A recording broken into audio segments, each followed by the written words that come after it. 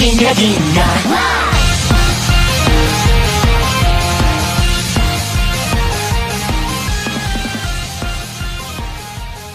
Hello everybody, Infinite Shinjo here. Welcome back to episode 53 of Let's Talk Anime.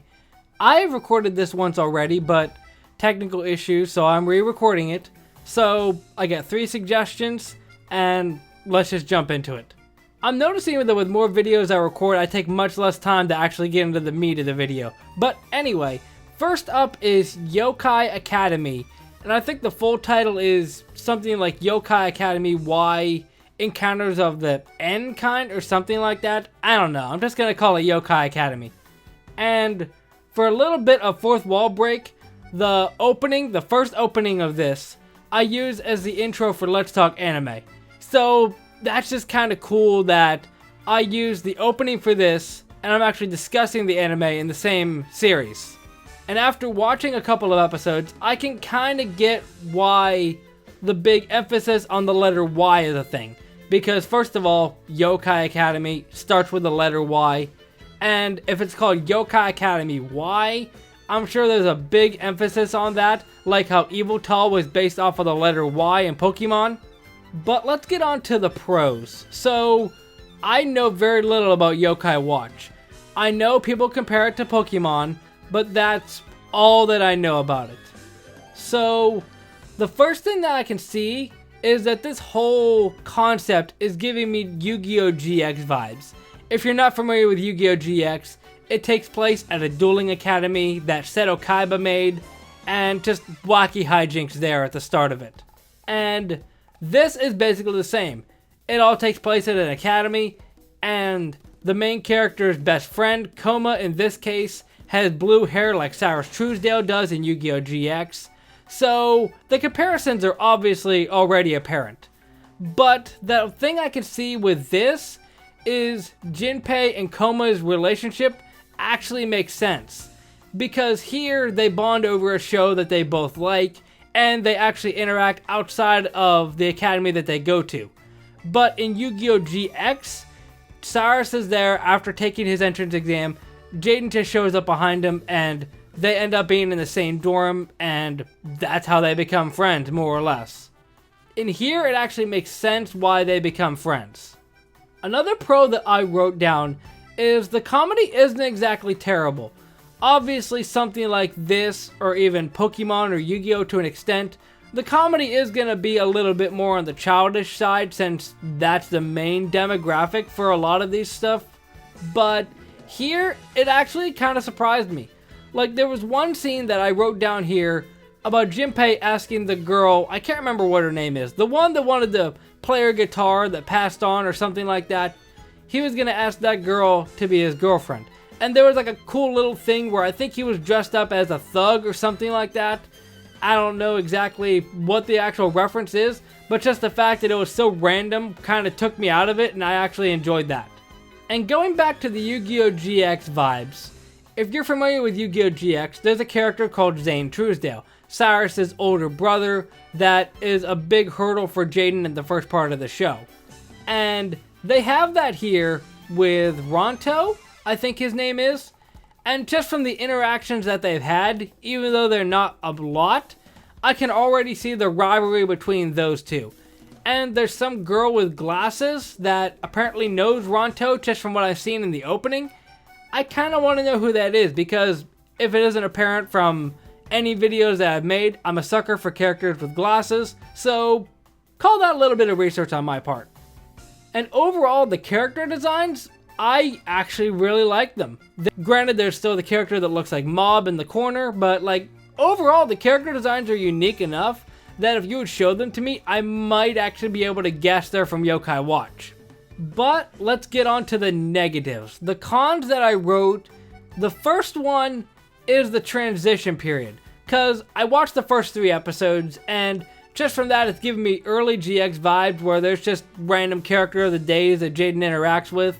But here, they have the first episode where they learn about the whole world, or more or less we learn about how the world works. And episode 2, they're just already there. There's no transition to like, hey, you've been accepted for Yokai Academy. They go there, they meet all these people. Episode 2 starts off with them already being buddy-buddy with a lot of these people, and we don't get to see any of the transition period. I don't know why they decided to do that, because it's still going on at the time I'm recording this, so it's not like the episode count is an issue. And really, granted this is the same thing for GX, that the first 2 episodes, and really the first 3 episodes, are more or less the same concept. They have an issue that they have to take care of, there's a character of the day that has some sort of background with that, and they resolve it by the end of the episode. Granted, it might end up being what actual GX did later on down the line, introducing the Shadow Riders. They might actually incorporate a big threat, or at least some form of plot going on, but so far it's just kind of there. Which I liked early GX at the same time, so it's not that big of an issue, but it's just something I noticed. And the last thing, and this is going to be an interesting story in itself, because, well, to explain what the negative is, Jinpei is just kind of a generic protagonist, even having the generic poses. I don't remember which of the 3 episodes it is, but there's one where he's just posted up to a wall, elbows pointed out in the air, arms behind his back, he's just chilling out, relaxing, and it just reminds me of the Ghost Stories dub. If you're not familiar with the Ghost Stories dub, it is absolutely golden. But there's one scene where the main character in there just says, "No, don't distract me, I'm doing my generic protagonist pose," or something to that effect. I'm not going to be able to find the clip. I tried finding it, I could not find it. But that's just what it reminded me of. It's just like a super generic pose, and so far there's not much to Jinpei's character other than being the protagonist. But yeah, it just really gave me vibes of that moment from Ghost Stories. But that is it that I can say for Yokai Academy. And next is High Rise Invasion. Oh my gosh, this show, for a bit of context, because I always like to give context for stuff like this, I'm roughly familiar with the show before I watched it. I knew it was a Netflix thing. One of my friends from high school, I saw him posting about it online, and I wasn't sure what it was. And at the same time, I could easily just watch this or watch that because people I know talk about it, but there's just not enough hours in the day. So when I was given the opportunity to watch this for Let's Talk Anime, I thought, okay, this is one thing I don't know anything about, so I'm just going to watch it and just see what happens. My gosh, I'm not sure if that was the best idea I ever had or the worst idea I ever had. This show is certainly something else. I'm not even sure how I can explain it without spoiling. So basically, you have, I think her name is Yuri. I think I called her name something different the last time I recorded this, but I'm pretty sure her name is Yuri. The girl with the blue hair there, which by the way, I really like the designs of the characters here in general. But Yuri just wakes up, she's on a building, and let's just say she sees a lot of stuff. Her brother's somewhere else out in the world somewhere, she's got to find him, and it's just a survival thing. I don't want to explain the plot any more than that. I might allude to minor things, but I'm not going to explain it. This is something you have to watch for yourself. And I don't remember it off the top of my head, but I wrote for the pros, the opening is very ominous. I don't remember what the opening sounds like, but I can only assume since I wrote it down, it must be a high point. And like I already mentioned, this show is just very interesting, very unique, something I have not seen before. Like, I've seen survival stuff before. I talked about, what's the thing called? Mirai Nikki before, but this takes survival things to a whole different level because the stakes are a lot more, and there's just so many different factors that I'm not even sure what could happen. And the fact that the villains, pseudo-villains maybe, are just real-life people wearing the theater mask. If you're not familiar with the theater mask thing, there's like a smiling face and a sad face, probably alluding to drama and tragedy when it comes to plays and stuff. I'm not sure about the actual meaning for that. That's actually kind of making me wonder what the context behind that is. But I like that the villains are wearing the theater masks. I'm kind of hoping that the masks influence the character's mood. Like, if it's somebody that has a smiley mask. It might be somebody like, say, Yu-Gi-Oh! Zexal, Vector, or more easy in comparison, Merrick Ishtar from the Yu-Gi-Oh! Normal series. Just a character that is just super sadistic and just super metal, super hardcore, and it's just super upbeat. It's just like, with a smile on their face, I'm gonna murder you. It's just like, I'm not sure if that's actually gonna play into it. I just really like that concept. And the only con that I wrote down, and I mentioned it before, the show just kind of throws you into what's going on. I had to learn, okay, here's what's going on. Here's Yuri. Here's her brother. Oh, there's this other character. She's kind of interesting. There's this other guy. He's got his own thing going on. It took me a while to adapt to, but to be quite honest, I'm actually really excited for it. Let's move on to the last thing. And the last thing is Ame no Furu, which I believe the translation is Candy Flurry or something like that. Somebody on my Discord shared, I think it was in my Discord, it might have been my comment section, one of those two that shared this. It's only a manga, and I'm not familiar with manga, so this is going to be my first time tackling something like this. Technically, under the rules that I have for this series, I can discuss it because it is tied to anime, manga, sort of in the same vein.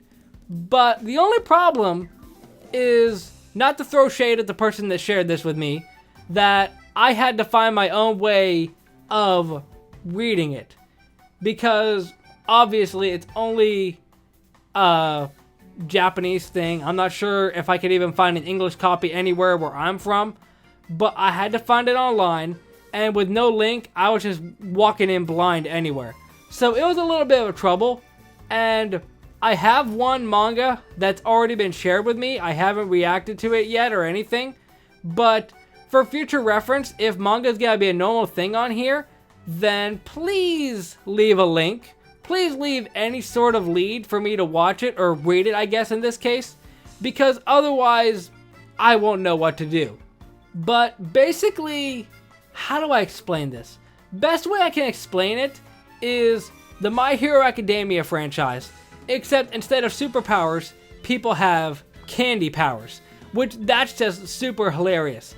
Back when I was younger, I had a really big sweet tooth, so I obviously am already invested in this. And the main girl, Tsurugi, I love her character. She's got the nice balance of comedic moments and serious moments. I only read the first chapter for any sort of frame of reference for this.